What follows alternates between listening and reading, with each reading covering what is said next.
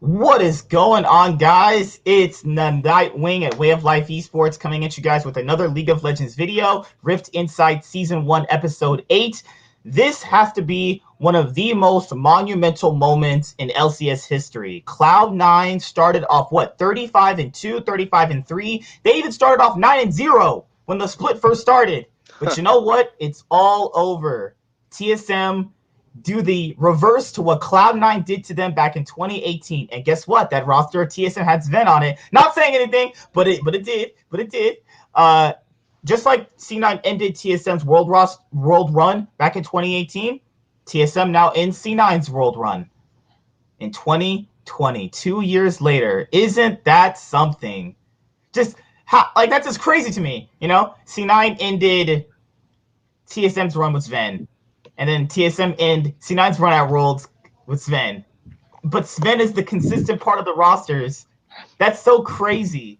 Now the C9 TSM rivalry is just going to be even more. Good God, man. It's going to be nuts now. Yeah, and arguably Sven's like the best player too.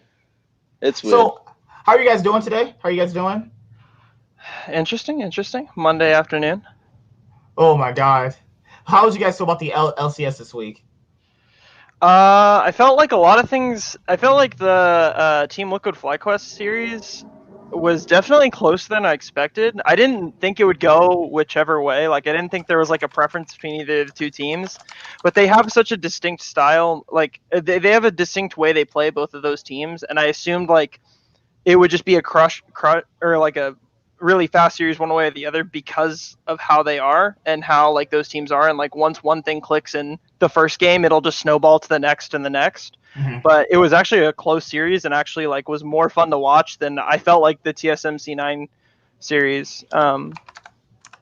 Oof, man. Yeah. Seeing Tactical being able to play other ADCs, not Ezreal, was like, God damn. Why can't our ADC play? Why can't Sven have the option to play anything not Ezreal? Why was there such an insane priority on Ezreal? I just don't understand it. Like, yeah. They said they were winning all their scrims. They were not winning all their scrims with Ezreal like that. They must have been trolling then. Well, and it makes me wonder if it was like a comfort thing or if it was like a coach thing or like, because there has to be a reason, right? There's some like, and not to say that there was somebody to blame, but there's a reason this sort of thing happens. Like even besides community persona, like these things happen. Either somebody had a bad read on the meta, this, that, the other, but like I have to assume like somebody was in charge of that and just kept pushing it, like thinking it was the right idea, and it just didn't make any sense.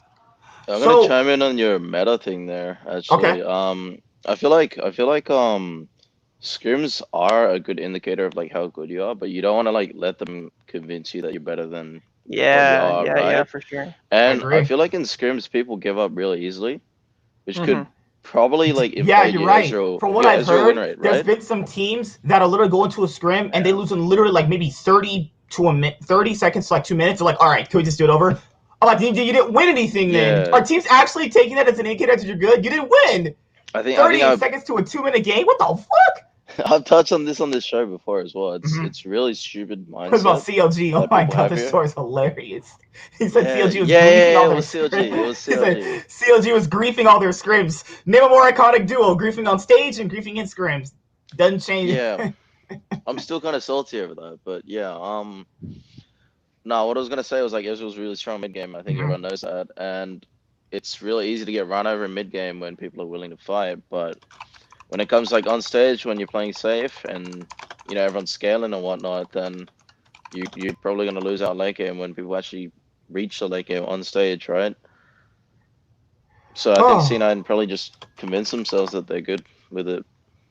And like, I definitely think there's like a variety of champions where like, if you stomp all the time, they'll feel like the best pick in the world, right? Like Lee Sin, right?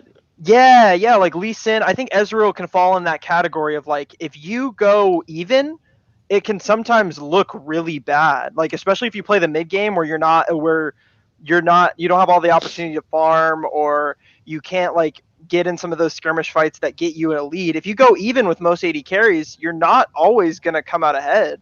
And I think Ezreal's kind of should be taking a backfall, but it doesn't look like C9 were doing that. So, does this have to be one of the biggest LCS upsets? This has to be. With the way I don't everything know. panned out, yeah, I guess so. I It's wouldn't say the hard to series say. itself was, Yeah, that's the problem but though. like The series doesn't it's look like just an the way the upset. season panned out, right? And you can't even argue that like championship points would have put them in worlds because like Flycos would have qualified with the old system, I'm pretty sure. So Yeah. yeah, Well, yeah. unless FlyQuest win, Unless they then lost. it would go Oh to the yeah, unless they won, yeah, yeah. Yeah, unless they win this split, then technically C9 would have been the first in championship points, right? Yeah, Or yeah. something along those lines. But See, this is what I was gonna say last show, or I said it last show, was that I think C9 getting the bye hurt them because I think they needed that first series to get those stage jitters out. I mean, yeah, look at TSM. They got destroyed immediately, and they were able to like grind these series back. And guess what? They got to experiment with Nidalee. They got to experiment playing weak side bot. They got to experiment like all of these different strategies by playing Dignitas, by playing Golden Guardians twice. Like they got to do a whole bunch of stuff on stage to make sure it worked. And C9 never got that opportunity and played Ezreal 6 games in a row. You know, like That's why I or think however many. the bye is a double edged sword. Sometimes you need that initial series to get yourself back into the swing of playing a competitive game. Because it looked like when C9 came back, they played. This is the problem though. They're not flex. This C9 iteration is not flexible. They play one way. If that way gets stopped, playing from they've only played from behind. I think one game. That was to get that FlyQuest through in that one series they played. FlyQuest through after the Baron. They went to Dragon. C9 capitalized on a team fight. They won. That's the only game I've seen them come back from behind. That's the only game I've seen it. Other than that, they consistently cannot play from behind, specifically with this roster. That was right on the Ezreal spike as well at that time. Just think about if it happened maybe after that. But also, no, C9 never got really exposed this entire year, really, right until the end, which really sucks for them because I think they're still really talented as 5 players and as a team. But yeah, I feel like you'd be kind of upset as a C9 fan yourself that Oh, I was pretty mad. no Oh one my god, really fuming. exposed your team so they could grow as much as the other teams did. I was And I so guess like sad. it just I so was happened like, that everyone caught up to them at the end. And I feel like you see this in Korea a lot with their playoff system. You put the first seed in the finals immediately, and you can have like all of these like grand runs to the finals just because like they can build themselves up to have the momentum to go and win in Korea every time. And I feel like you never see the actual first seed actually win unless they're like the best team in the world. Yeah, okay. yeah. So let's pivot to a point about C9. C9's run is over. They're done. This is very weird and rare. C9's usually never done, but they're done now. So C9 had a great start to spring. I don't know, man. There were so many talks in the group. There were so many things. I threw out a few things. I think that this C9 roster, being the first roster to miss Worlds, it would be crazy to me if they didn't make any changes. That's crazy to think about. But then you can argue the fact that do you want to change out some of the players? That's the issue. The only players I think you would want to maybe give a consideration to change, maybe Niski and Blabber. Synergy wasn't there. They started playing horrendously. A lot of them taking 1v1 trades that were never going to work out. When Niski, this last series, trying to fight Bjergsen and Zillion, like that, even that shows that they're just mentally destroyed at that point. I think you might want to experiment a new jungler and a new mid laner. Licorice, it's hard to say if you want to replace him because he is the best top laner in North America on most given days, but you can't always pivot off to that. You're going to have to try out something different eventually. The bot lane, I think the bot lane is fine. Overall, they were the only safe part about Cloud9 for the rest of the year anyway. I think the bot lane's fine. But the top side of the map is the issue because it was a clear disconnect between Licorice, Blabber, and Niski. It was just they were all playing on different pages. Licorice staying around so Jace can Shock Blast kill him. He giving you a first blood in a game 4 decider match. Like, this is just a clear disconnect. The Evelyn was not syncing up with whatever Licorice wanted to do. It was just a big, giant disconnect. So what do you guys think? Do you think C9 should change players? I don't see a reason to necessarily because you got to think like and this is one thing I felt like you see with like team like compared to like Team Liquid compared to like Cloud9. C9 immediately as like the offseason hit, they put all their players in Korea. Like they took Zen and Vulcan, put them there early. They just grinded out immediately, had this insane split, insane season, and then I think what hurt them the most is the fact that the like meta shifted so drastically to control mages, which hurt Niski a lot. Not just that, like playing through jungle isn't really like the best thing to do in my opinion at this point. I think like playing through mid and playing through top is actually really good right now.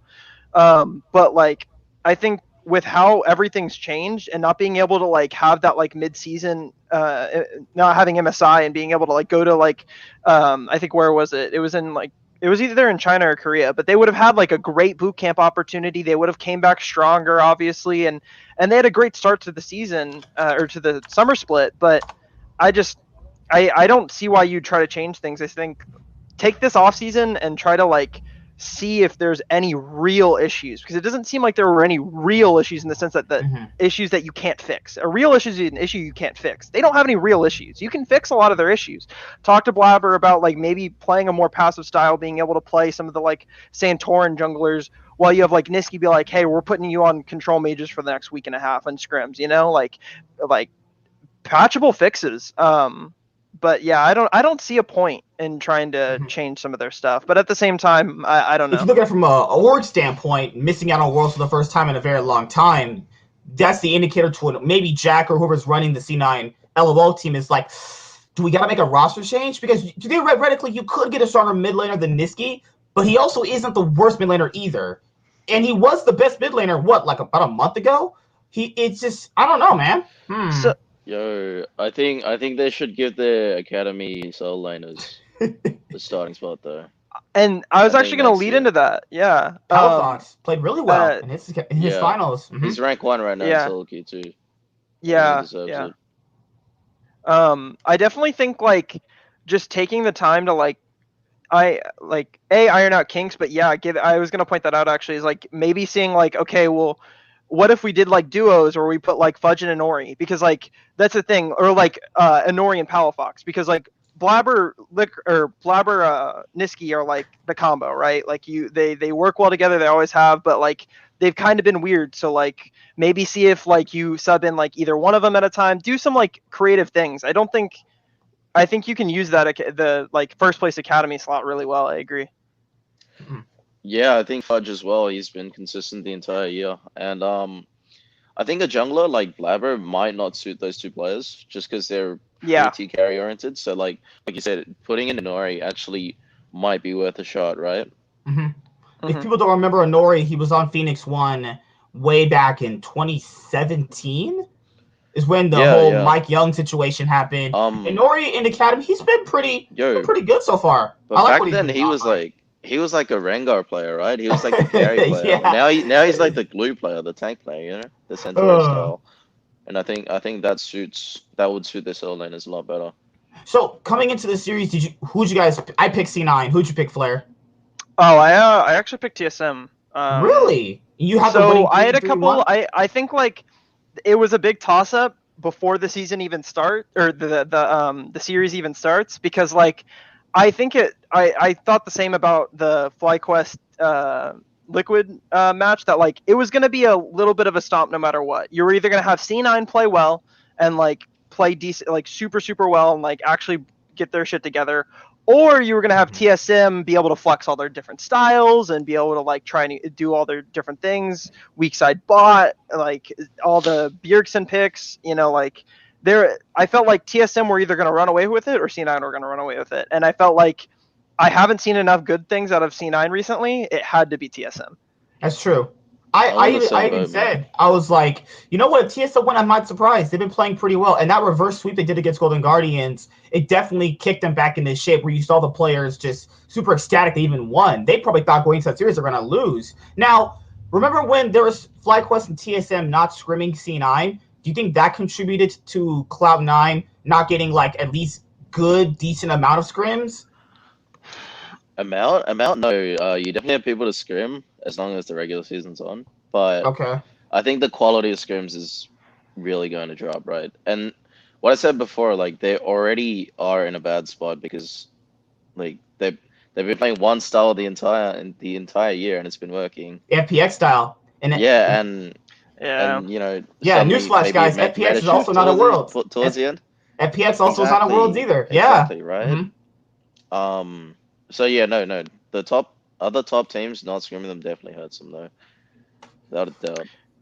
Yeah, I definitely think it hurts them. Mhm. I just, my curiosity lies is like, I think it was actually like 500 IQ move for FlyQuest and TSM to do this, because it comes to a point where you're getting dumpstered so hard that what are you even gaining at that point? Like, yeah, you play like a set of 5 scrims and you're like, Mhm. okay, we know we're doing this wrong here, we're doing this wrong here, but like it gets to a point, say you scrim them like 4 or 5 blocks within like a couple weeks, and you realize we're really not gaining anything and they're gaining everything, so like why even scrim them at this point? And I felt like FlyQuest and TSM knew that going into playoffs they're gonna have to play C9, and especially like FlyQuest, I think like I don't think they rely as much as on their individuals and their like team play and drafts and like being able to be a cohesive team.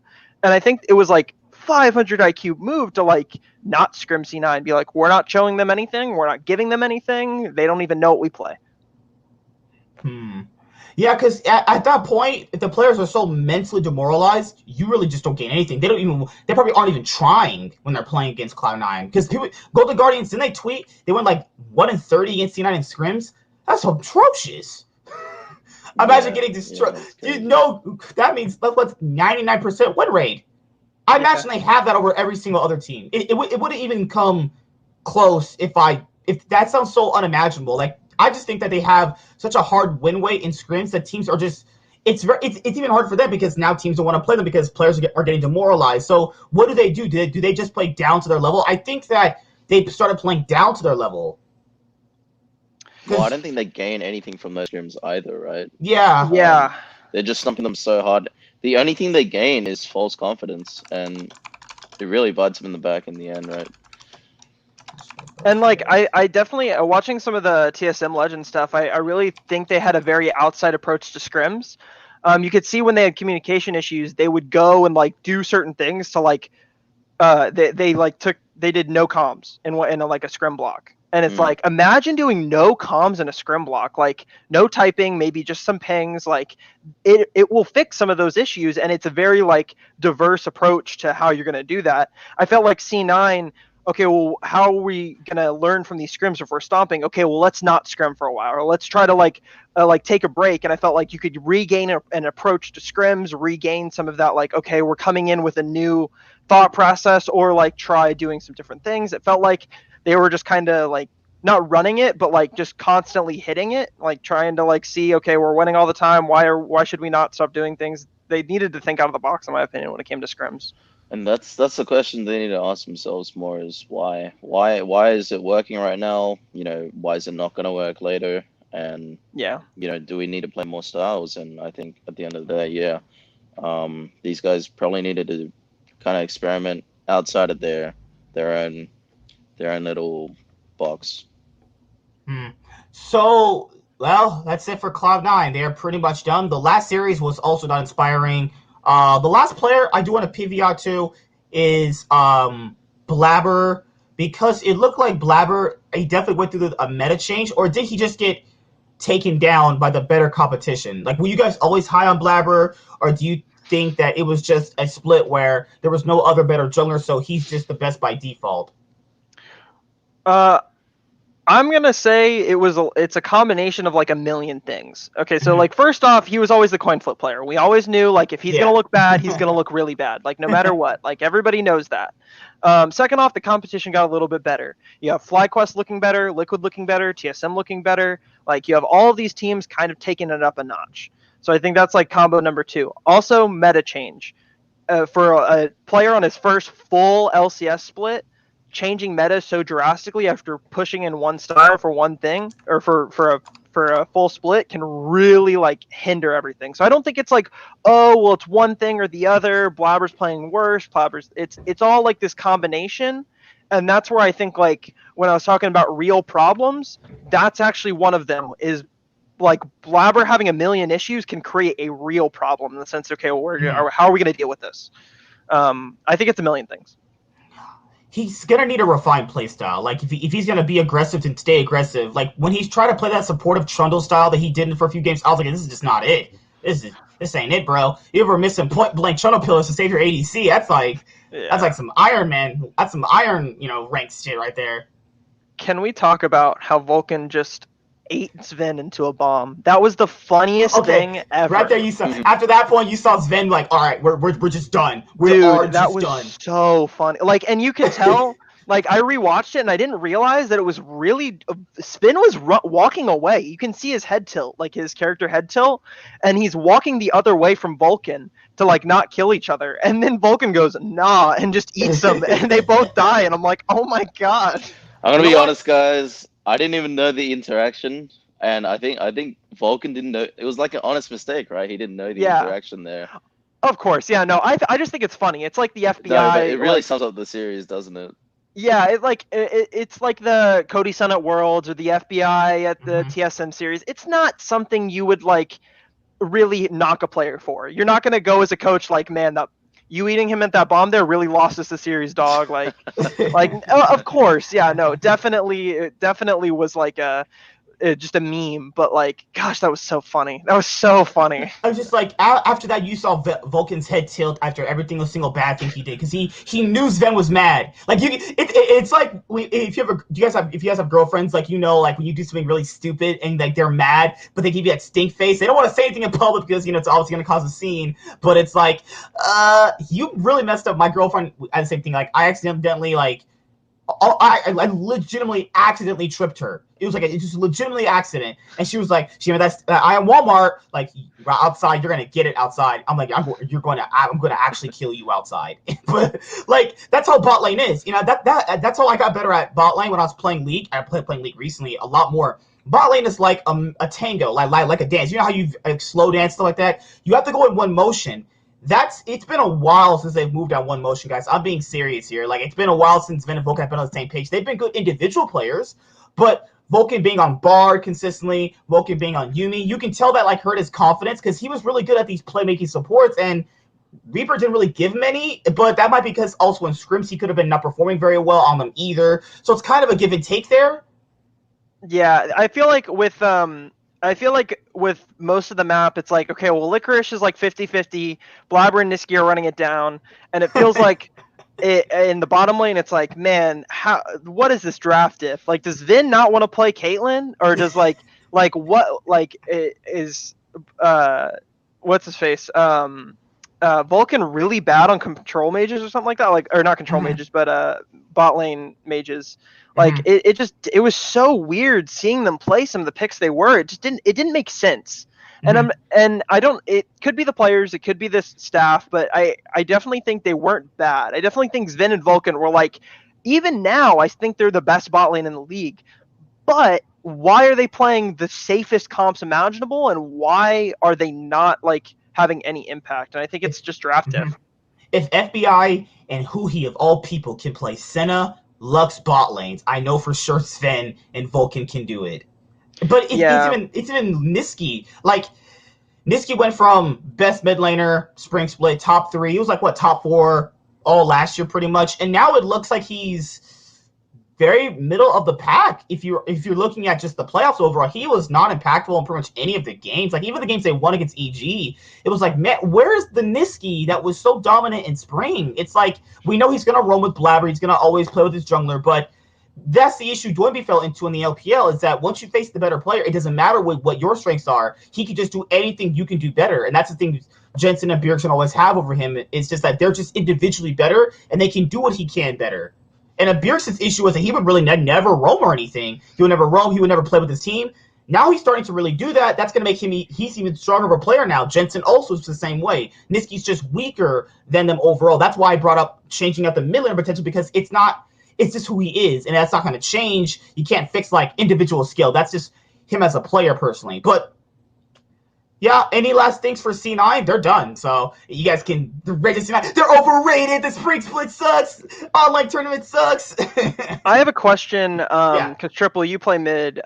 So like, I would never compare Niski to Blabber, or not Blabber, Bjergsen or Jensen, because those are always like been the control mage, like this, that, the other, or like PoE as well. I would always compare like Niski to like Demonte. I think Niski and Demonte are very similar in that fact that they play very much like roaming and like play for your jungler, this, that, the other. So my question is like, is that a fair comparison to even compare Niski to like the PoEs or like the Jensen or the Bjergsen in that sense? Well, I mean, you said it right. They do play completely different styles, and Niski probably looks to get his advantages through other lanes, whereas like the other mid laners in the league just look to first find their advantages in their own lane and farm their own lane. So, I mean, yeah, it's fair to compare them. Like they're all mid laners, you know, Yeah. and sometimes one style does work better than another. That's just how the meta shifts, and just so happens right now that it's not working. Yeah, and that leads me into my next like kind of like question. Then, is it like Niski is just kind of like you won't see his impact necessarily, and not that you won't see it, but his impact is different in the sense where like Bjergsen and Jensen and some of the control mage type players, their impact is in like you see it through them. But like with Niski, you've always seen it through the C9 jungler, the Svenskeren or the Blabber. Like they always get the MVPs when they're doing well because like Niski's has this silent impact on them somehow. Yeah, and it doesn't matter because you know, as long as my team's winning, I don't think I'd care about MVPs either, you know. So Yeah, of course. That's more of a fan yeah, thing. You know, Triple's the best mid laner. Nope, nope. Palafox says it's like that literally doesn't mean it's anything to you fine. guys. It's fine as Yeah. long as I'm winning. I don't care. Yeah, this man's like, as long as I have a job, I'm good. Yeah. Oh, right. So that's pretty much everything on C9. The TSM C9 rivalry is going to be even more toxic moving forward. That's going to be like, nope, we ended your world's run. You know, we ended your world's run. It's like Reginald and Jack. He's going to be like, I read on Twitter, Reginald was like, if you don't have faith, why are you even here? It's like, dude, you haven't been relevant in almost 2 years. Get the fuck out of here. Oh my god. Yeah, this is gonna be whack. Oh my god! I just imagine Reginald going, "C9 is overrated in spring." That's just facts. Not complaining though. We made worlds. Oh my god, bro. I want to see all the Reginald hate tweets right when the spring split in 2021 starts. Oh my god! It's like, hey Jack, remember that last series you just had? Woo! The seed is man. already planted. Like it's right there. The rivalry has been reunited. And speaking of rivalries, moving forward, we're going to preview Fly TL versus TSM. Will Doublelift get revenge on Team Liquid? Because it's fate. Oh. Doublelift gets to face TSM. Oh, sorry, Team Liquid. Doublelift gets to face Team Liquid after they split their separate ways after the split. So let's go over the next series. Let's cover FlyQuest overcome Team Liquid in a grueling best-of-5. So, what were your guys' first initial thoughts on this series? This series going to Game 5 did not surprise me. I even said last show it wasn't surprising me at FlyQuest 1. FlyQuest were playing actually pretty good, you know. Yeah. Yeah. I said there was gonna be a jungle gap, I think. It was. Yeah. It definitely was. Power of Evil and Jensen, people would say Power of Evil overperformed him, Jensen overperformed him. They're just both individually, I think they're both even. It's One really has- close. Like it's 55, really close. 45 at worst, I think. Either way. The series in game 2, you kind of knew TL weren't gonna get out of it to a certain point where they're gonna let FlyQuest run over them. It was just grueling. Every single game was dragon section, like you said, back and forth, dragon stacking. You had the first game wasn't Wild Turtle on Caitlyn. He was on Caitlyn, right? He played pretty well. Wild Turtle, surprisingly, what would you say? He's middle of the pack, right? I'd tell you, he's getting up there now. He's like on the upsurge, you know. Mm-hmm. I definitely think. Or you can go. You can go. Yeah, well, he played in academy briefly with us earlier this split too, and I think he's just been grinding it out. I think he's found some motivation or something, and yeah, he's actually become one of the better AD carries and not like a, I wouldn't say liability, but not just like a kind of all play for the team AD carry that he was early in the play my Yasuo's, run it down in top lane and die. Yeah. Yeah. Well, not just I'll play Ash, bro. Well, yeah, and I definitely felt like, I felt like we saw a lot of like the OG 80 carries in terms of like Doublelift and Wild Turtle do some things you'd never see. You never see like, especially in like 2020, you'd never see Wild Turtle play like strong side, right? You never like see like FlyQuest play through bot and play through like Caitlyn and like a Caitlyn Thrush lane and like they'd like super win hard, and it's like, whoa, like they're going versus core and tactical, and like they're actually looking not bad. And like you see Doublelift playing weak side, and it just felt like this was was this not the longest series in playoffs? Like, was Has the to be the Golden longest Guardians? series. Well, because I'm looking now, the TSM Golden Guardian series, they only had one game get close to 40 minutes, and it was their second game. The Team Liquid FlyQuest series had every game go above 30 minutes, and 2 games go above 40. Yeah, I So, wouldn't be like, surprised if it was. Just because of the style these two teams play. They're dragon stacking yeah. teams, like heavy objective focus. Which is why I didn't think it's like surprising that the series went either way. Because both these teams actually like they play so similar that it's kind of just like a coin flip of the team fight at around these objectives. There's nothing else to really look at, right? And Mhm. I think just depends on what advantages you get before that. Which is why I say jungle gap, right?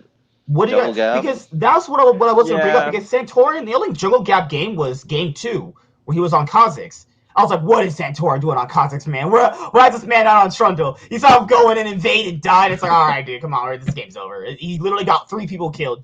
It's not going to work. But every single game he played the supportive jungler, he won. So I think if he wants to be a jungler that's going to be remembered from years to come on and still keep playing a supportive jungle style, I think suits him perfectly. And I'm actually okay with FlyQuest trying some of the like more like Kha'Zix, Evelyn picks, because like that's what you need. Look at TSM right now. They've got like you can if they pick Nidalee, like it you know what they're going for. Like but if they pick something else, like they have all these styles. I'm happy FlyQuest are looking for that, but I agree, like Santorin's just the best supportive jungler. And like I think that's what Broxa was like meant to do on Liquid because he was replacing Smithy. But like it's hard gap when you have like I think it was like Hecarim versus Set, and it's like Santorin's just better. He's just so much better. Yeah, goddamn. It's it's- crazy. Santorin has that versatility that Blabber doesn't have. I think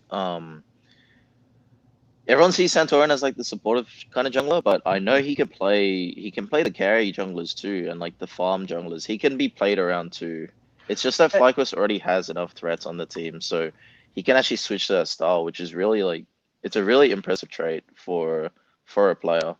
And he pulled out the Graves and won pretty convincingly on their last game. And no, I definitely think he it's not that he's terrible on the carries or anything like that, but I think something we can talk about a little bit is I said a few podcasts ago of some sort. I was like, I think Santorin should have been the MVP of some sort, or like in the race, because like you see him in the regular season, and he was like, in my opinion, like I feel like we look at supportive players and we're like, oh, core, and like there was a couple other players like Afreeca, like man, how are they not stubbed? And I'm like, I really think Santorin was like one of the best, if not the best jungler in the league. Like, yeah, Blabber was good and all, but like, look at him now. Okay, Closer was good, but his team kind of holds him back, so you can't really like drag that up too far because it's Golden Guardians. I think like Santorin's the guy. He's really good. I had him as an MVP candidate when I feel like a lot of people didn't.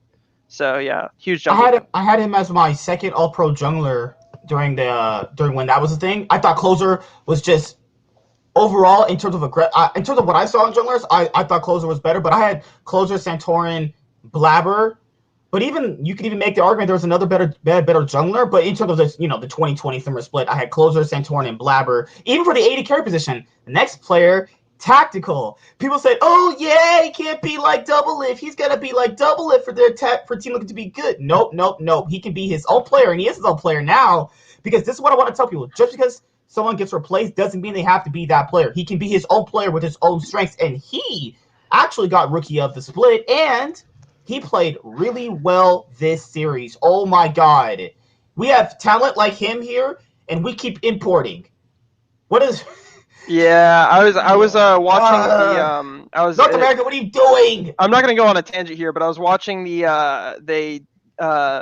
I Will Dominate did a interview with C9's Academy team, and I like watching Academy content just to like kind of support it, and I also want to make sure like who's really up and coming. Are the GMs really that bad? And I'm like, dang, like a lot of these players, like I look into them and I'm like, they've been the thing for a hot minute, or they're really like could have been sought out like a while ago, you know, like and I think it would be a damn shame if you don't pick up all like the coaching staff included, you pick up that entire roster of C9 Academy and promote them to the LCS in some way or form. Even on And TSM Academy, dude, Evolved is actually pretty good. Evolved is great. And it makes me miss relegations because as somebody that comes from other like another esports background, I come from the Counter-Strike scene pretty heavily. Hell yeah, man. And I noticed like one thing about Counter-Strike that's really nice is that you can have a full 5-man core just come out of nowhere. And you're like, who are these guys? Like, why are they so good? And it's because they play off of each other so well and they built a chemistry because they've been playing for so long. With how the academy system works, it and how franchising is going, you're never going to see that again where a full 5-man plus a coach plus an analyst all come up out of nowhere and are able to like submit themselves. And like there's 0 roster changes for that roster for a long time and they can stay on the top for a decent amount because of their synergy. And that's why I'm like, please just put the entire academy team of Cloud9 on a like just starting roster. Yeah, just dumpster all of Dignitas on the same team. You know, would you say? Put them on Dignitas. Put them on Dig. Yeah, oh my god. Yeah, all like okay. 7 of them. So like I think the staff. That's like so like I think the staff right now for Cloud9's academy is like Rainover, Rapid Star, and that's their like well West Rice works with their main team now, I think. Okay. So yeah, West Rice and Reaper are with the main team, and then Rainover and Rapid Star are with the academy team. And so like I think like take Rainover, Rapid Star, and then the entire roster, put them on CLG, Dig, any of those like bottom feeder teams right now, and I think it's worth it to keep this energy and not like, okay, well, yeah, on paper Afreeca's better than Diamond, but what does Diamond bring compared to like in a synergy way that Afreeca wouldn't, you know? And I think like a lot of orgs need to consider that. Like it's huge and it's a big thing. And I think the coaching staff as well, like, man, hire Rainover and Rapid Star because they like will help this team in the future as well. And maybe add like take some of the coaching staff that org already has and pile it on top, like have some extra analysts. I think Liquid right now are like stacked with like Croissant, Dodo, Jat, and Kane all on the main roster, you know, like working around the main team, not including their academy staff. Overall for the series, I like that idea though. Yeah, no, I like the idea because if you have players like him just sitting there, it's just like, what are we really doing here? You know? Yeah. I see players like Evolve, Palafox, yeah, popping off in academy games like that, playing like, well, it's hard to say where they would rank in LCS, but they definitely would be, I'd say, above middle of the pack, honestly. And I think it's really scary for academy players right now because you don't like C9's the only team in my opinion that's really good at bringing academy players up, not simply because they can bring them up or they have this magical coaching thing. It's like when they brought Blabber onto the main team a couple games, they played for him. They gave him as much resources as they could. That way they could kind of baby him away from it or baby him into it. You know, like I think if you bring like, so they 100 Thieves have a lot of great academy players. Like if you bring in Kenvi, play around him. Don't just throw him into the jungle and like, oh, I didn't mean that literally. I meant that figuratively. But like, play around him. Give him the resources so you can slowly make him a better player. Don't just, okay, well, we gave you 2 splits. Good luck, buddy. You know, like I think how they've treated like a couple of their players, like Ryoma and Poom, and even like contracts to a degree. It's like I think you could like play around these, and they did with contracts, but like play around these players, play around bot lane for a couple games, or just like a scrim block. You know, like I feel like a lot of players don't get that treatment or that opportunity. You know, like and like to ask you, Triple, because you're more familiar than both of us, like how much development would it be if you were subbed in for a full like scrim block and they played specifically around you? How much you could learn. You get so much of the like because it's all played around you, you're given all the extra vision, all the extra resources. All of your flaws are out there. You can see everything. Well, I don't even get that on Academy, so I'm not sure, man. Exactly. No, I'm not sure. I think my style is like really similar to Power of Evil, so I'm just like a worse version of him, just to put it bluntly, right? So it wouldn't make any sense to start me. But Yeah, I think you yeah, just yeah. kind of see the same result, just a bit worse. You know, a bit like we'd probably lose a bit more. And that's what But I not to interrupt you, but like it's just kind of sad because it's like, well, it would be helpful to give you that opportunity, right? Like it to would like give you help. that time, even Um, and not even like in starting, but just in general, like scrim blocks in yeah, general, just giving you that amount of time would be so helpful. I agree. I think this kind of thing actually it would help players with defined style a lot more. And I was gonna touch on your 100 Thieves comment because I used to play against Rima a lot, and he's gotten a lot of criticism this year, right? A Um, lot is an understatement.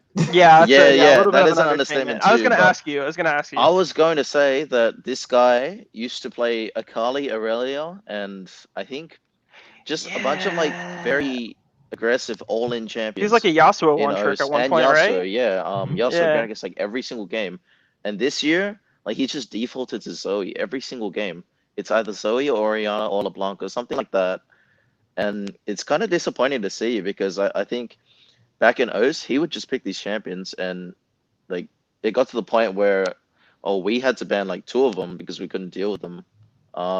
But over here, seemingly either lost trust or never trusted him in the first place to do anything, right? So um, I don't know who would have known if he got the chance to like play those picks, what could have happened with that team because you're not really unlocking the full potential of your players.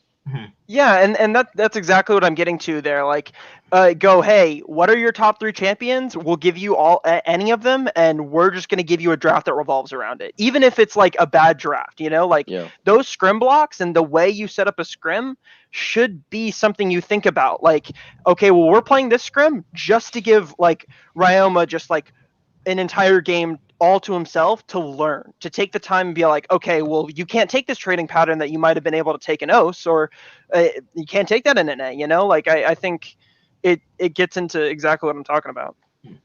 yeah, yeah. Man, I've been watching Academy pretty much since it started. There's been like people are just not looking. You know what I mean? Like there's talent there. There's not a lot, but there's Yeah, talent man. there. I think that people should People look at start it a little looking. bit more. Yeah, like and people I keep don't saying, "Oh know yeah, what the NA staff has are no doing, talent." man.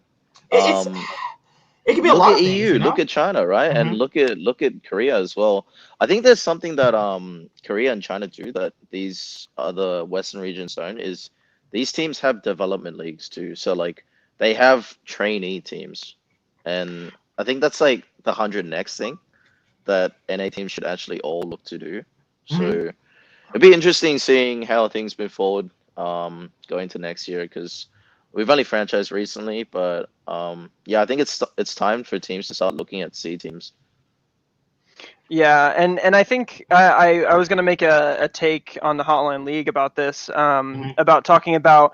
I think Hundred Thieves is going to be the next Cloud9. Not necessarily in the Cloud9 like, oh, we're super dominant, we're this, Yeah, that, the yeah. other. Like, I mean, like the Cloud9 that brought up Blabber. Wow, Hmm. brought up Blabber, brought up Licorice, This like can be, had all you these think? like development teams. Yeah, I think Hundred Yeah. Thieves can Yeah, do you're it. talking about as a new org that develops talent other than Cloud9. I was gonna say the same Yeah, thing. Yeah, they're definitely doing a really good job at that. Yeah, no, props to 100 Thieves for their talent scouting this year. but I mean, I definitely think there's some kinks, and we talked about Ryoma, but like, I think like it's just gonna take time because like, people always are like, well, why is Korea so good? This, that, the other. Like, they had StarCraft. Like they had all of that stuff set up. Like back in 2010, like all of that stuff was there. And with Europe and some of the other regions, I don't really have an answer. I think China is a simple answer. They have all the population. Like that's where all the players are. And with Europe, I think it's like Europe's kind of an anomaly for me. I don't know if they just got on it quicker or what, but I definitely think NA's got some problems that will be dealt with. But that's kind of a You don't think tangent. there's population here? Because like Yeah, there there's is, plenty but of people here, right? But I'm queuing the same amount of time here that I'm queuing in OS, which is really strange. well, Maybe I the think Hmm. population's like just not working, you know? I okay, well, okay, so I don't know every little detail about like how solo queue is and this, that, the other, but I think like it is kind of obvious that like NA has always had a mentality issue when it comes to being lazy. 100%. You see it in every esport. It's in literally all of them. I mean, sure. you can't. There's one only Counter-Strike is the game where I'm like NA's like one like pretty good, and like Smash are the only two esports where I'm like, well, yeah, no, they look good, but yeah, no, it's like any other esport, it's like NA's not really that good. So Well, me and my other friend, who people have seen on the channel, we've talked about this like during car rides and stuff like that. We've kind of chalked it up to, you know, how it's culturally accepted to play video games in Europe and China, relatively culturally accepted. We're talking like on the lower scale. Our culturally accepted is what is way different than other people. Like United States is way different at what they culturally accept.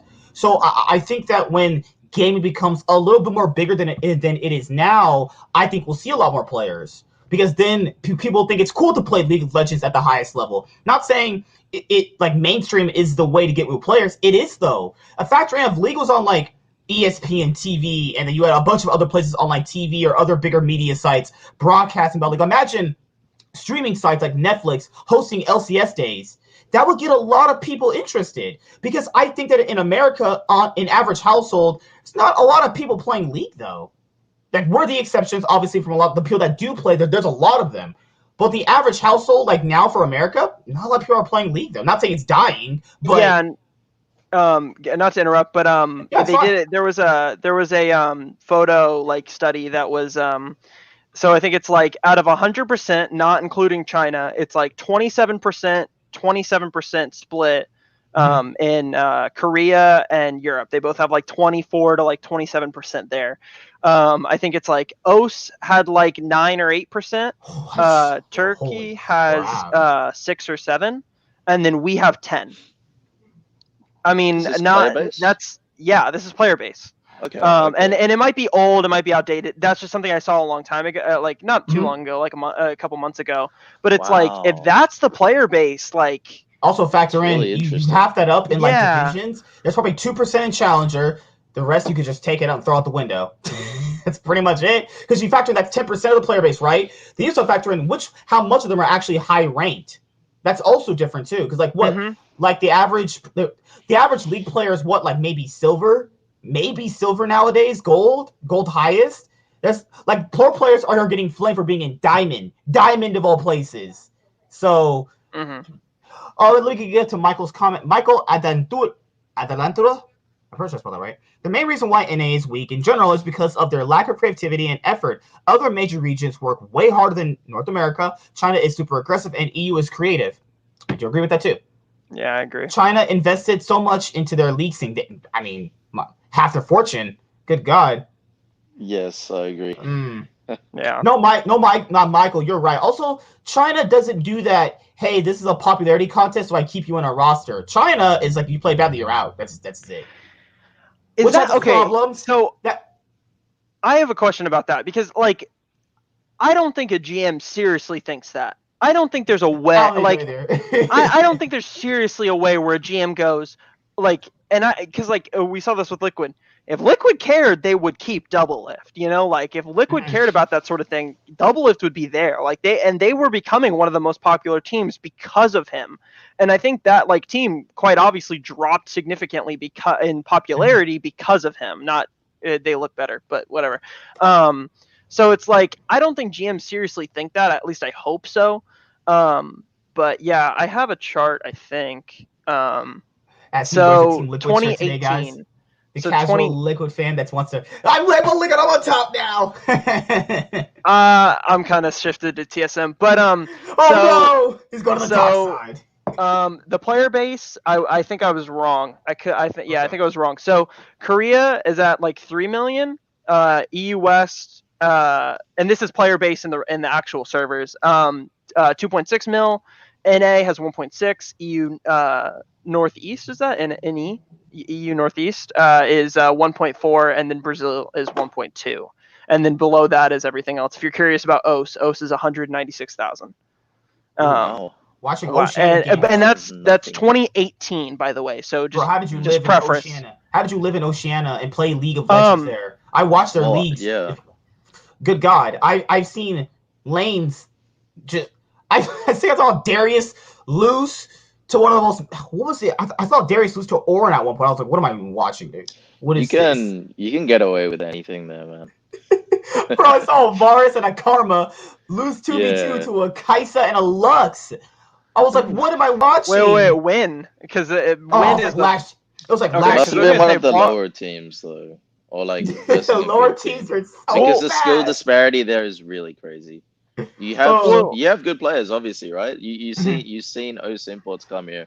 Not me, but there have been other OS imports that have performed well here. So And I was actually gonna ask. So you were on the roster with King, Destiny, and I think it was like Fudge, Triple, King, Destiny, right? yeah, That And was like on Mammoth, right? Wasn't it? Mammoth, the one that like The one where the guy y'all stole a Baron with one Kaisa W. yeah, Oh, it was like the yeah. crazy one, yeah. But yeah, no, my question was, how did that like that roster seems incredibly stacked and incredibly all of them were imported. And my question is like, how did that happen? How did all of you guys get imported? Was it like that was kind of crazy? that was kind of crazy. Yeah. I think it was because of the importing rule, though. Do you guys remember early in the Yeah. year where yeah, there's a rule that says so you can add an extra import slot To your academy roster. to your academy team, I think. Yeah, as long And as it only that was applies from To minor regions a like minor Oceania, region, yes. Brazil. Which And I is think this Argentina. was I like bet Monte Cristo's idea or something like that, that he just Yeah. randomly threw on Twitter or something like this. And yeah, it just happened, and that just so happened to save a lot of careers. Well, yeah, but it It's seemed awesome. like, well, it just seemed like it came out of nowhere that it was just your Mm, team. Like it was like Ryoma and your team, and like I think there were a yeah. couple other OC imports, but like that was like kind of it. That was Well, just my like question. Was like, how is it just you guys?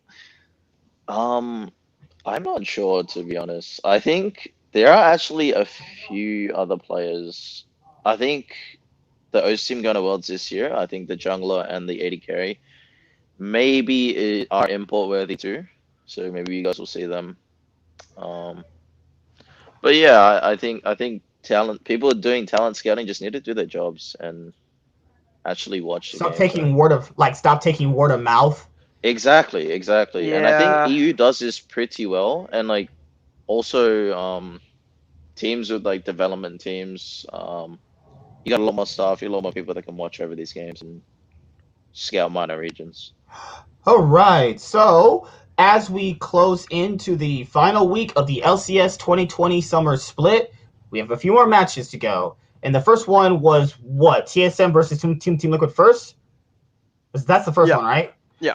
That's Doublelift could get his Yes. revenge against Team Liquid. That's so crazy. These guys have been on the opposite side pretty much all year long. Now that it's back to this, so these teams are both playing pretty good. Team Liquid just came off a devastating loss against FlyQuest. TSM came off an upswing win against Cloud9. So this is actually a pretty close series, I'm gonna say. I wouldn't be surprised if it went either way. It's kind of what I said about every series. He's with a safe predictor. It's like I'm kind of predicting both. Well, so if I get it well, wrong, I will it's make a like... prediction though. Okay. Yeah, I'll make a prediction as he's well. breaking the mold, guys. He's going. Let's go. But Uh, no, I'm riding the TSM wave, man. What about you? You're going TSM? So Oh. I have reasoning. I feel like I've tried to like make sure that like it's just like not riding a wave. And so in the regular season, Team Liquid 2 TSM. And to look into those games, the first one was a stomp, it was a Kane game. I wouldn't call that a fluke as much as I'd call that like a both early in the season both teams kind of looked bad, one just kind of shifted over the other one. Mm-hmm. The second game was really, really close. TSM had the objective game. They played pretty decent early. Where they faltered was split push and how Team Liquid just played overall. And it was actually a fairly close game. It could have gone either way, depending on like death timers and like in little tiny individual mistakes. Team Liquid have one style. TSM have been building their style. I think it's very easy to say TSM here, and I don't think it's wrong to say TSM here. I think it's actually really smart to say TSM here because they look like they're a diverse team, and they look like they're getting better as they get closer and closer to the final. I'm going to say TSM. I'm going to say it's probably going to be 3-2 TSM. That's what I was gonna say too. Is because when you look at the FlyQuest series they played with Team Liquid, the issue here is that FlyQuest were also, I think, from what I saw, emulating what Team Liquid were doing, except they were putting more emphasis on it. Like, you could clearly win early, but there's certain games where you could clearly also be very forgiving, where you're not really doing anything for about 30 minutes. So if there's a team like FlyQuest that can emulate what Team Liquid can do, then Team Liquid style really isn't surely unique to them. And by the TSM series I just saw, if I don't see that TSM this week, that's going to be a disappointment, because that's been what TSM fans have been wanting for a while. It's like, why aren't they playing aggressive? Why don't they do aggressive moves? They were playing comps with Evelyn, Lucian top. Bjergsen was playing Zillion, moving around the map and doing things. I think that this series, I think it's TSM favorite. I would say 3-1 actually. If we're looking at if TSM want to win early, like they did against Cloud9, if I'm going off just by last week, they should win 3-1. But we know Team Liquid's not going to be the team to stand down, so the right prediction is 3-2. But for me, I'm saying 3-1. I think Bjergsen and Jensen is pretty even. If you guys want to preview the lanes, it's Broken Blade versus Impact. So Yeah, I was gonna. Both players are so coin flip, it feels like. Yeah. Also, you have the tank player versus the carry player. I think we're classically going to see that lane just go even, because Orin versus Shen, baby, let's go. BB is going to get Lucian, or he's going to get Aurelia, or like some sort of like cool Jax, like a cool top laner that can carry, but he's not going to be able to lead, and there's not going to be any top ganks from Broxa. It's going to be a boring lane. It's on Speaka to do anything with the top side. But yeah. Then you also have Bjergsen and Jensen 55-50 maybe. If you want to, maybe 59-48. It's literally, it could go either way. They're both playing incredible. But I think the matchup comes down to jungle, like you said. It's really dependent on the jungle. Because Santorin is really impactful towards how not Santorin, oh my god, what am I saying? Good lord. Spica, as of late, has been really impactful towards how TSM win. It's really weird how he went from considerably 9th place jungle in LCS to about a pretty good middle-of-the-pack jungler who can impact the team he's on right now. When he plays in Italy and these aggressive picks, he actually has an impact. He's roaming around, he's getting kills, he's supporting the other lanes. He might not be getting them kills, but he's giving them pressure to play forward. That's letting them be able to back get certain leads. I like the way he's been playing recently. But then you also have Broxa. The fact that if you told me that Spica will be better than Broxa coming in, and Broxa's an import, I would be like, oh my god, what are we doing here? Holy crap. Well, right now you think he is better, right? I think Speak is better than Broxer right now. Right now, yeah. Right now, yeah.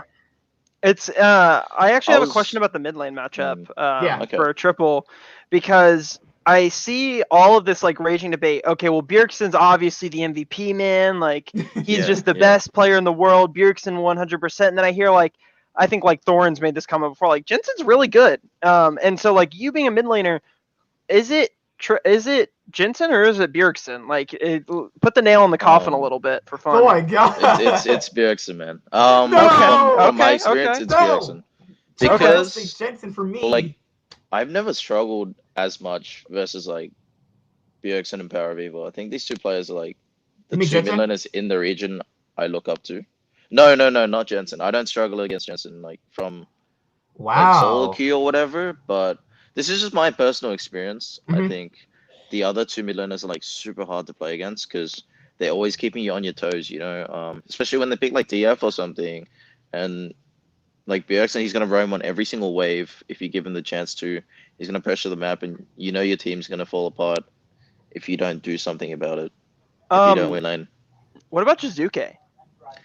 Oh, yeah. Jizuke was also, he's a lane player.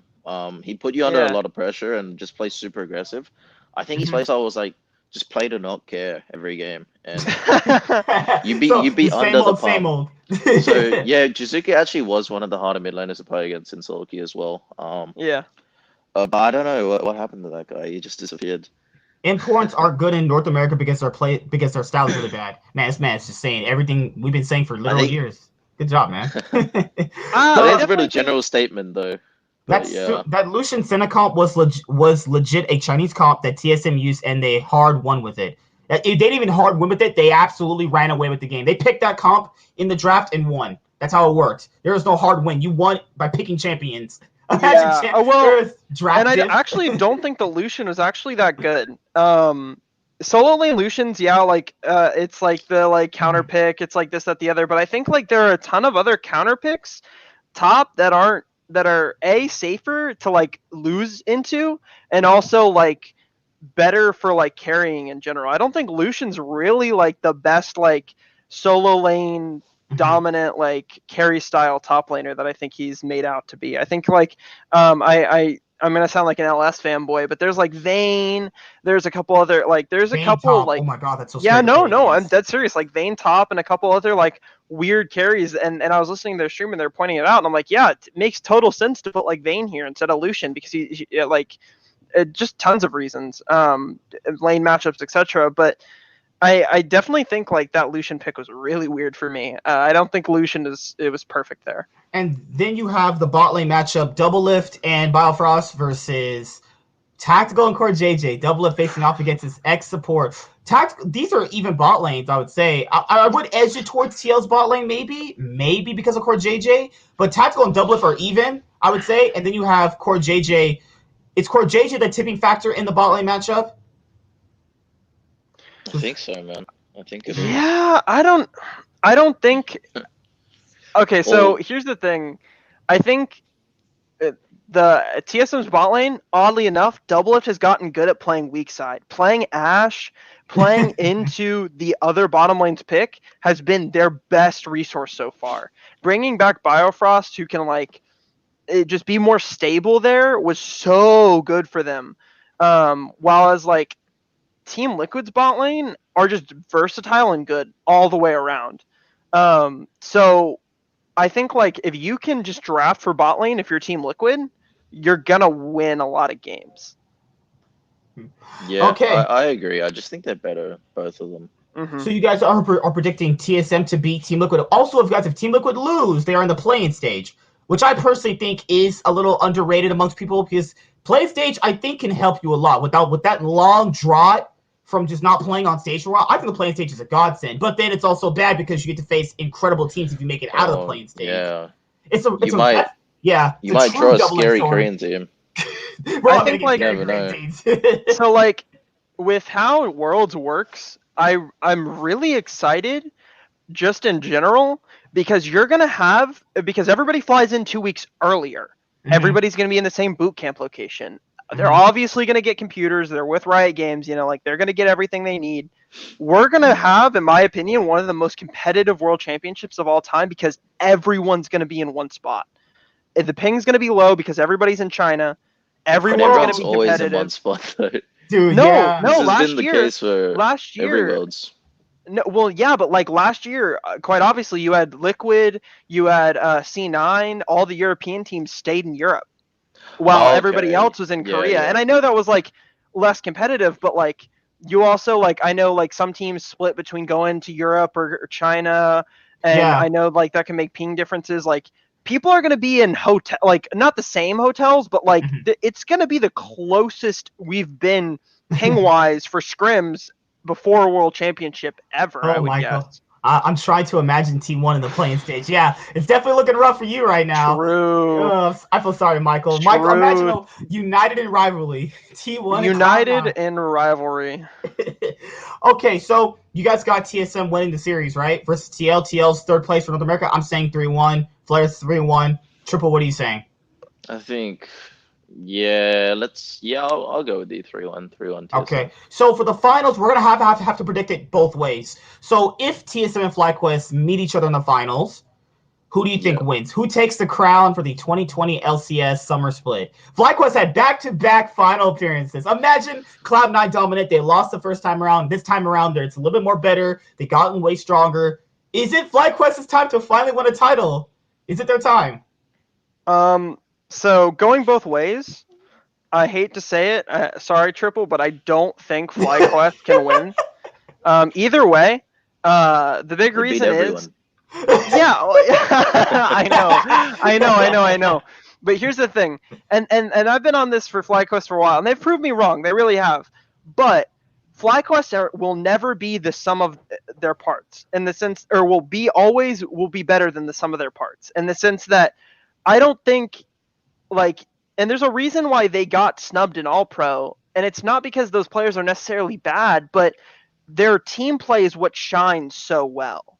And I don't think you have like, I don't think any of those players are like the star players. Whereas like Liquid and TSM have these players that I wouldn't call like your backup card, but they're like your last line of defense, your Bjergsen, your Tactical, your Jensen, like, or the Core JJ. Like, these players are extremely good and can solo win you a game. FlyQuest, it doesn't seem like nobody solo wins you a game. It's the fact that those players are just always cohesive. So I definitely think they're more consistent, but how consistently good can they get? And how much can they skew into the final versus either team? That's just my thoughts on it. I don't think there's a world where they win personally, but I think there's still a chance. If Team Liquid get past TSM in this matchup, I think Team Liquid have a good shot at winning their 5th LCS title. They have a good shot at it. They're still a very strong team. Now TSM, them winning the split, that's a tough one. Because you can still see how teams can beat them, but these teams right now, they're all competitive. I say they all can beat each other, but it looks like FlyQuest could be that odd man out. But I still don't want to count them out either, because they still have been proving us wrong at mostly every single turn. But at some point, it's going to catch up to them. The better players will actually, if they could outperform them. But they play very well with each other. So I think that them playing very well with each other counters the better players, but that's only going to go so far. It only gets you so far to a point where one's going to overlap. Depends on how it's going to overlap. That depends. Do TSM and FlyQuest let the better players with the better synergy win, or do you have the teams with TSM and Team Liquid with the star players are paying a ton of money overcome FlyQuest with the considerably weaker players? That's kind of how I see it. If Team Liquid beat TSM, I think Team Liquid can win the split. If TSM beat Team Liquid, I think TSM is going to take it. But I think FlyQuest, even if FlyQuest do get second place, let's not get it twisted, guys. They had a great year. Rebranded, they have way more fans now, and back-to-back finals. I think that's a great year for them, even if they do get second place. And not to jump on the FlyQuest bandwagon, but I will say, remember like Pickle Quest and like all of their memes? I do. I went to the LCS. It was horrible. It was horrible. They gave me a Snicker and a pickle. I remember. Yeah, not just that. Was this last year? Yeah. I went to the LCS. Let's also think about who they had last year. Yeah. They had Viper, Santorin, Pobelter, Wild Turtle, and Wadid, right? Yeah. And like, not to hate on some of those players that were kicked, but like, they really like stepped up. Like, they stepped up a lot. And like, I definitely think they've picked up some players and like done really well since. And like the way they've like slowly headed the organization and just generally in all fronts has been insanely good. Yeah, I think super good decision to pick up Solo as well. Between splits. He's not that flashy player that's going to take over the game 1v9, but he's a solid weak side player that they've needed because they don't really need a carry in the top lane. They could maybe experiment with that later if they want to change the roster, but right now I think it's fine to have a weak side top laner, which I say it's going to be a problem because like a lot of these NA things that are good for these NA teams are not going to be beneficial to them in Worlds, because in Worlds you have teams that are so strong that they're going to destroy the weak side player because you have better weak side players in Korea, China, and EU, but that's another Worlds discussion for another time. But what's up, gamers? Gamer Hayes? It's sad being an IG and C9 fan. Yeah, IG also, God man, IG also it's not a world championship year. So G2 have no excuse. G2 can win Worlds now. Gosh, man. Sad for Schalke too, actually. No Schalke, no C9, no IG, no FPX. Gosh, man. Possibly no T1. Who wins the split for you guys? Ooh, that's a hard prediction with 2 series. I'm gonna say FlyQuest. Not FlyQuest because win the triples split. here. Yeah, not because triples here. He's like, I'm I getting some promise. brownie points I have right reasons. I have reasons. Hey, I'm just an academy dog. You can say what you want. Oh yeah, no, I just rather But yeah. no, like, so the reason I think FlyQuest is because Team Liquid, even if they are a little bit more consistent than like most LCS teams, FlyQuest, in my opinion, have been the most consistent LCS team this entire year. Not just because of the back-to-back finals, but because just in general, they've always been consistent. Every game they play, not just doing the same thing, but having the same level of macro, having the same level of just in-game decision making. They've always been really smart about it, and really coherent and cohesive about it. So I think it's very easy to say FlyQuest here because Team Liquid and TSM have these like, okay, well, why is Brox a 0-0-0? Okay, we see a double of running it right down. You know, like there's always these like weird int moments. FlyQuest just doesn't have those, and so I think like it's very easy for FlyQuest to capitalize, and I think it's a very safe pick to go FlyQuest. I think that for me, the reason why I have Team Liquid winning the split, you can have all these things, but at some point, once TL can pick up on their play style, and because in the series, it just looked like when they saw FlyQuest doing their style better, they just really don't know what to do though. They were just making all these mid-game fumbles around the Baron, they made all these fumbles around Dragon. I think that coming to this week, if they can just fix the little bit of issues that they had, I think they're a good contender to win the split. But hey, I predicted C9 to win against TSM 3-1, and guess what? I'm not a prediction god. Apparently, I'm not a prediction god, guys. But I probably thought Cena was gonna win the whole split. what do you mean? I would never say that. I would never say that. I thought G2 was gonna win the split, and they still can't. He's wearing a Cloud9 jersey, saying that. This was given to me. Not just kidding. I bought this a long time ago. But I'm gonna say Team Liquid win the split because it's gonna be really crazy to come back next week with our predictions like. Yeah, I suck. I'm not a prediction god. Flair's saying FlyQuest, and Triple's obviously going to say FlyQuest. I think obviously Fly, but I think they're gonna go probably like 3-2 against whoever they verse. Okay. They seem to have TSM's number throughout the splits, from what I've seen, and they just beat TL. So how can you take that away from them, right? Recency bias. I love it. I love it. There you go. Even though it's 3-2, even though it could have gone either way. Nah. FlyQuest is the safe prediction here. They only have one best of 5 to play as well. So the last thing to touch on for today for this episode, guys, is T1 fall to Afreeca Freecs. So in LCK, if you guys watch LCK, for my LCK fans, never see that one, man. Good man. T1 fell to Afreeca Freecs. I don't even know what to say.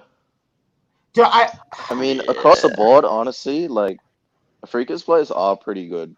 So yeah, they're not the worst. They're definitely they have FlyQuest. Keen, they have. Is that the team in Mystic as well? Keen, Mystic, Spirit, Fly, and their team is actually really strong, like individually. They're the type of team. They're the type of team I would expect to be scrim gods. You know, like all these players, like they do so well against the like not so great teams, and then they just look like absolute dog shit against the teams that are like above them in the standings. And so I think like coming into playoffs, the pressure actually was like beneficial to them, whereas like T1 it just wasn't. Yeah, but how could you bet against T1 at the time? I just couldn't see them losing in a best I had a series. feeling they would lose this series, not only because imagine playing a whole season of best of 3s. You know what? Play another best of 3. It's like play Korea, change it to a best of 5. Just wild card. You can call it a wild card round. Who cares? Call it a wild card round. You can call it a wild card round. It's perfect. Just do a best of 5. Actually, just do a best of 5. Yeah, I still think Afreeca would have won on the day because they did win on the day. But the problem here is Faker. I guarantee you, if T1 make Worlds, people are gonna say, "Oh, Faker was the best mid. Faker was." Imagine we're gonna do that. They're gonna say Faker's the best mid. Was Faker playing all split? Yeah, dude. I saw every single game, bro. Bruh. He's it's funny I'm looking at the Wikipedia page. I keep it up on my second monitor to make sure I can like follow everything. And Faker's not even considered the main roster player anymore because Closer's played so many games. Wow. And it's like, ooh. I'm not gonna lie, Closer has been playing pretty good. Closer's been playing really good. He's been insane. But the issue here is because he's like what Smithy was on Team Liquid last year. He's not exactly a strong player, but he doesn't lose you the game either. But he's also not mechanically better than like people like Spirit. he just plays really well with his team. Now in Korea, unlike North America, that gets exploited very heavily. If they figure out you're the weaker player and you're the weakest link on the team, they single you out and destroy you consistently. Now you also have Kana on the top lane. Kana is, I don't want to say coin flip, but kind of is.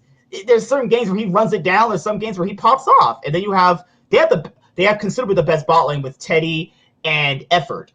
This year with Effort isn't lane dominant. Effort is good outside of lane. Teddy is lane dominant. I think their two styles do not compare properly. T1 is a team that are good individually. They're not a team like FlyQuest where they can play all together. That's the problem. A team like Afreeca plays well together, but they have also really strong players, so it's gonna, as I said before, it's gonna overlap. So do you guys even think T1 can make Worlds at this point? It depends. So I kind of agree with the comparison to FlyQuest, and this is something I was going to bring up when we were on FlyQuest. Mm-hmm. I think if there's any team, I feel like a lot of people will disagree. If there's any team that's going to make look decent internationally, it would probably be FlyQuest. Not because they're like super good players necessarily. It's because they're consistent. You know, we see Team Liquid like the last 2 years. They have players just run it down, and it's not because they're necessarily they're just less consistent.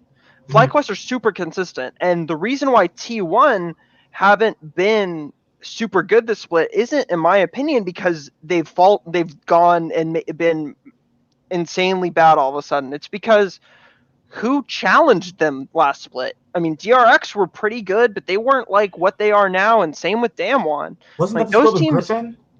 Yeah, Griffin fell apart. Yeah, Damwon was inconsistent as hell. You also had Genji. Oh my god, Genji. I love them, but god damn. It's so hard to watch them. It's so hard to watch them. Like, you know they're not bad. You know they're not bad. But it's like, god damn, what are you guys doing? Like, Cuz and Clid have to be the most anti-synergy jungle mid I've ever seen. You would think BDD and Clid be a good pairing. Nope. Get the fuck out of here with that. That's like, they're not a bad team. But I don't when people call Genji a super team. They're not a super team because Rascal and Life are not superstar players. Rascal is probably what Solo would be if he was an LCS player. Rascal is like Solo. Life is he's a something. Life is so bad. If Genji go to Worlds, they're gonna be the weakest Korean seed. They're not bad. I'm happy they lost to DRX. I'm very happy they lost. Oh my god, I was not ready to send them to Worlds. I'm ready to send Dragon X. Def returns to Worlds. I feel so proud for my boy. Def returns to Worlds.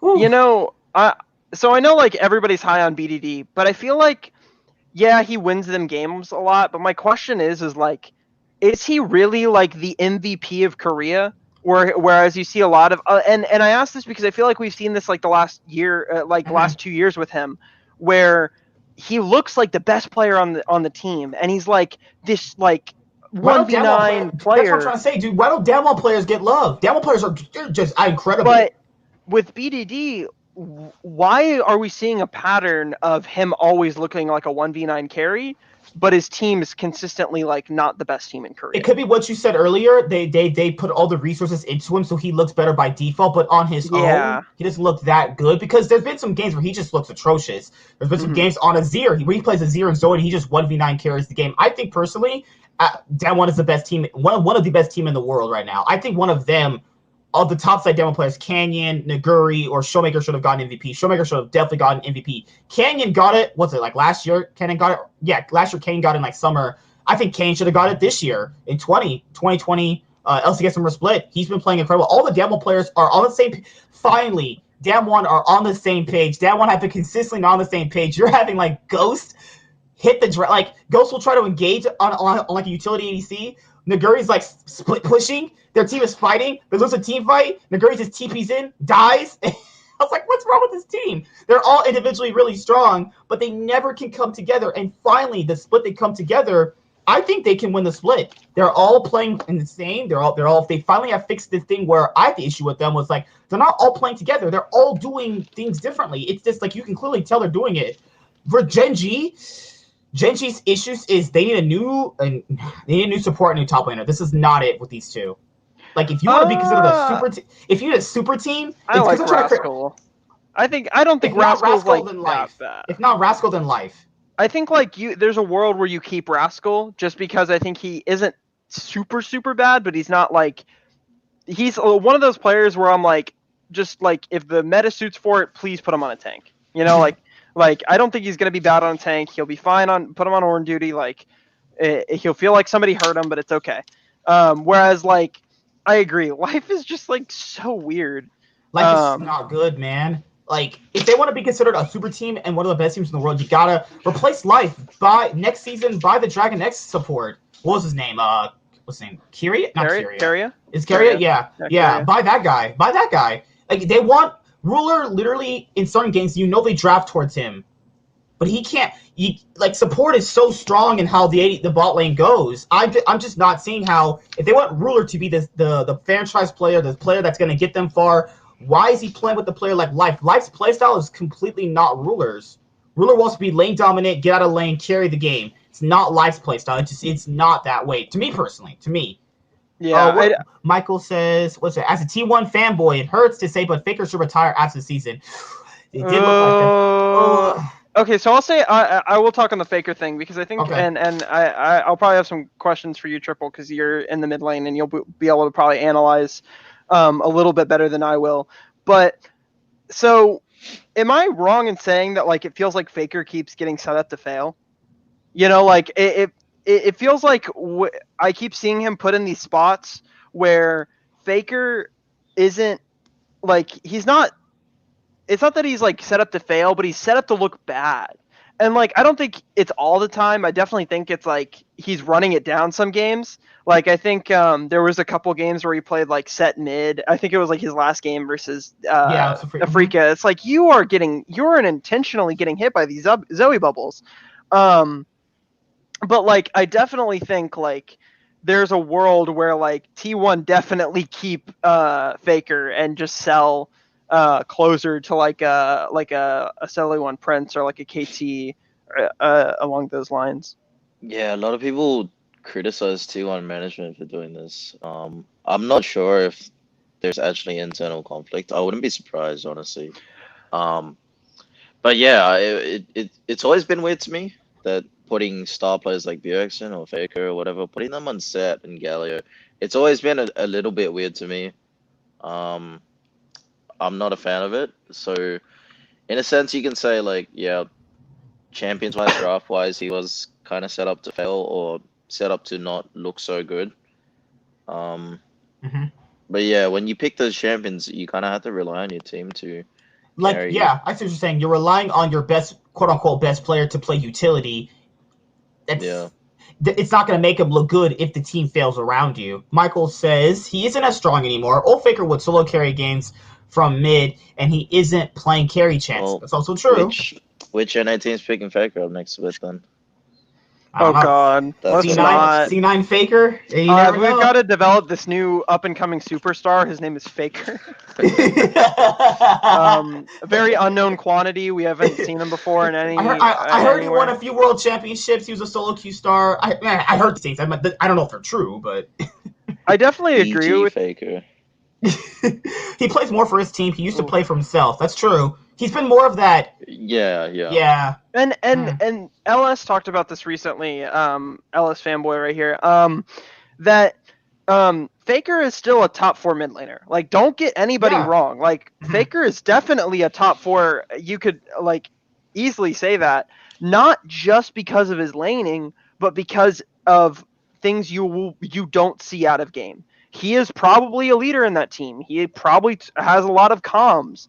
And with their lineup right now, having Teddy, who, if you've watched some of their videos on their comms, they seem like they're a vocal team without him. And so I think going into the season, it wasn't a thing of like, oh, well, we want to carry mid laner rather than a supportive mid laner. It was the fact that they probably had comms issues, and there was probably a way and a thought before this like season started, or when they wanted to start using closer, like, we need to try and fix this communication issue. We need to try and do this. We need to try and do that.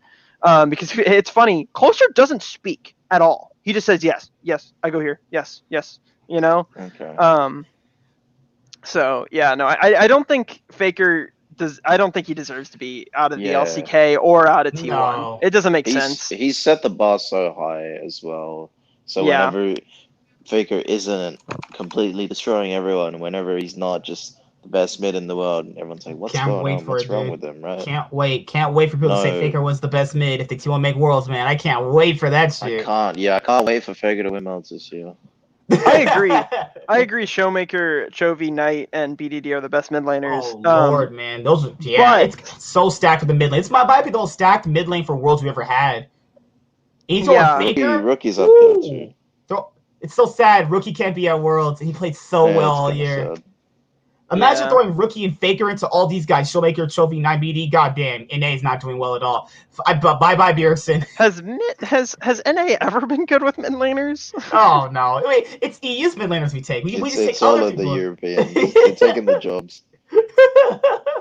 Yeah. Oh my god. But for the LCK, the schedule. LCK, pop up. Yeah, DragonX. Who would have thought? Damn1 versus DragonX for the finals. That's top crazy. 2 seeds of LCK. Who would have known? Not me. I think Damn1. I think Damn1 can win. The issue with Damn1 is if Damn1 choke, that's the problem. They choke in high pressure situations. DragonX is like you said, FlyQuest. They're consistent.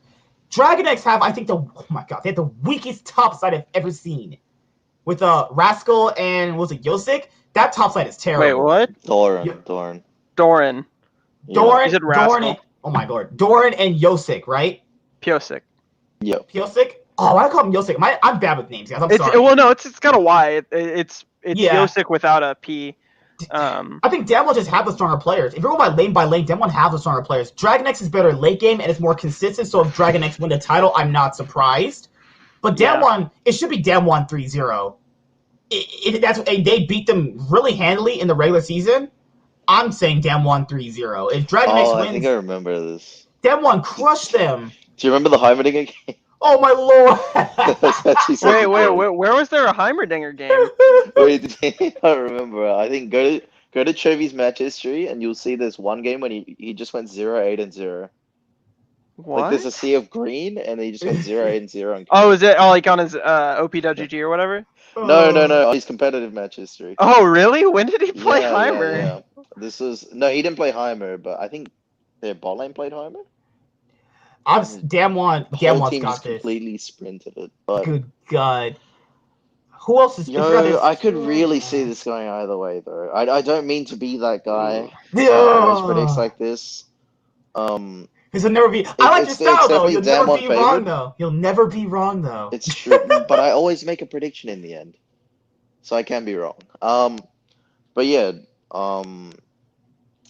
I think it's Damwon favored though. Maybe 65% favored. Okay.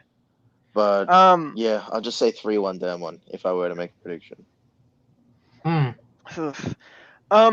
So like one thing with Damwon is that they have such a distinct style, and I think a lot of teams just a lot of analysts in general don't notice that like you can see when a series is going to go one way or the other. Just look at who's playing weak side all the time and who's playing top side, and see if that changes a whole bunch. You're never going to see Ghost play like strong side ever. It just won't happen. And I mean, it's okay, it's fine, but it's not diverse. And I think it's similar to like Doran and Pioshik. You're never going to see them play topside, and if they do, it's not going to be good. So it's like I remember them last split. They gave that guy Doran all the winning lanes, and he got completely atrociously destroyed. Well, this is why the matchup's so interesting though, because Nuguri is going to beat Doran, and DRX's bot lane is going to beat Damwon's bot lane, right? This is just on paper. Mm-hmm. So you're going to see two teams playing two opposite sides of the map. So it's kind of a battle of who can carry harder, the top laner or the bot laner. Well, and I was going to get into, well, it's going to come down to jungler. Okay, well, who's better, Canyon or Pioshik? Well, it's probably definitely Canyon. Mm-hmm. So I think by the end of the day, if you're like, okay, well, like let's add everything up here. You have Showmaker and Canyon, who are, in my opinion, like, sorry, Chovy. Chovy's really good, but they're better than Chovy and Pioshik combined. Mm-hmm. So it's pretty I think it's very damn unfavored by Because the end of the day. usually for the Dragon X's draft, what I've noticed from all the games I've watched of them, it's always give Chovy the LeBlanc, give him the carry mid laner, or some games you give him the safe mid laner. So if he does pop off, it's good. If not, Dev can carry us. With Damwon, you have laners firing on all cylinders. Even Ghost, people rag on Ghost. Ghost's not that bad. Ghost can also hold his own. Yeah. So I think it's all lane favor toward them, and their playstyle is better. They're more aggressive. They have the stronger they have the stronger macro sense. I just think that if you get to late game, Dragon X will get it. I don't think it's gonna happen with them. Damwon's not the team that wants to play that style. They're coming up the gate swinging. It's literally, we're gonna play like this. That's what we play like. Dragon X is like, no, it's okay. We'll give you every advantage. We'll give you every objective. It's fine. Take all the dragons. Take all the barons. Take my base. Take my wife. Take my house if you want to. But you know what? In nighttime, I'll come and get it all back. We're playing versus it's don't want to go versus don't really wanna, it's Korea. It's oh god. Late game, and then we got late game. I'm gonna predict it's a 3-0 Damwon. If Damwon lose this, you choked. I have no faith in you anymore. Good God, if you lose to Dragon X, please, this is your chance to get even if LCK gets franchised, Damwon, it's your chance to finally win a title. Please do not choke. Please. You have the better players. You got this. Damwon, come on, listen. You got this. Like, it's just depth and Chovy. Some of the best players in the world. It's okay. It's okay. You have Naguri, who plays Klepto Vladimir in the World's 2019 and throws him gates. It's okay. Naguri's better now. Remember when Damwon shit talked G2? Oh, shit talk is so funny. Oh my goodness. I remember every time like G2 beats Fnatic, Ocelot's like, well, goddamn. He always says, God, he throws up that clown meme. Fnatic's the best team in Western League, and the clown's just making up his makeup, and it just turns out to be Fnatic. Yeah. But yeah, that's pretty much it. Unless you guys want to touch on G2 versus Fnatic, and that we're pretty much done. Because Fnatic finally beat the rematch, or the one that just happened, because Fnatic was what they lost every single time to G2 this year. They Didn't we talk about it a little bit? Am I high? I'm pretty sure we did. Was it before the show? I'm pretty sure it was before the show. I just touched on this before the show. Yeah. But I still think G2 are gonna win the split. Fnatic played really well, but agree. yeah. Don't take this as like Fnatic's the best team in the world now. A lot of Fnatic fans are gonna do that. Fnatic's the best team in the world. All right, last question, and we're gonna head out of here because I do have to go. Girlfriend's calling me right now. Oh, what's up? Abigail. All LCK teams have the problem with the same, and then I believe TS is the most complete team and the hardest team to beat in the best of 5. Michael says, what do you guys think about a change in the Worlds format, and if you could, what changes would you make? Finals, in my personal opinion, should be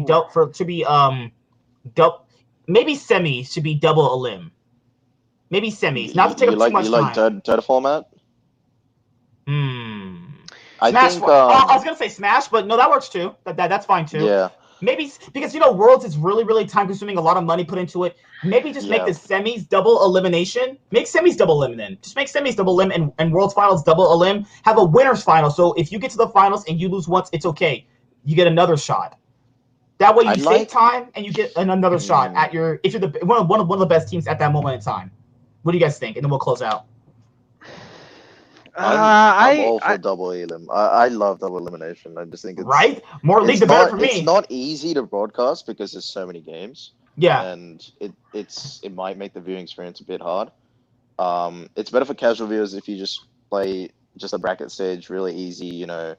There's only I think 8 games or so, 7 games in total in the whole playoffs. So that's good for viewers, but I think for the competitive integrity or whatever, I think the Dota format is just superior. Yeah, I'll agree. Coming from somebody who plays in CS tournaments, double elim always is nicer. No matter what you're doing, how you're doing it, it's always nicer for double elim because you not just the security, but it's just more fun that way. Being able to come back or do this at the other, it creates better storylines, bottom bracket runs, whatever. I think it'll always be better to single elim, personally, because it's just. I think single elim makes the matches better. When we had the 2 finals with SKT and Samsung Blue, all those years ago, and we had both years were just close, insanely like fun to watch finals. A full 5-game series, I think. Maybe the second, maybe the one where Samsung won wasn't. But those series, like I think like the only reason people are preaching double elim is because of the last 2 years. And I get it. It's like it's a 3-0, but like I think for the viewing experience, it'll always be superior to do single elim. If I were to make a change, I would make a change in play-in. In my opinion, I think it would be cool to have a full everybody in the group stage all at once. And that pretty much concludes it. Thank you guys for coming on. Thank you guys for watching this episode of Rift Insight every single Monday, unless I can't get, obviously if there's no league content, then obviously I'll just make a solo video. But thank you guys for coming on. Thank you, Flair. Thank you, Triple. See you guys next week, hopefully, if you want to be on. Thank you. You guys are more than welcome to always be on. Can't wait for my predictions to be right about TL winning the split, and these guys are picking FlyQuest. All right, see you guys later. Goodbye. Have a good day. Signing out, guys. Peace. See you guys. See you. Done.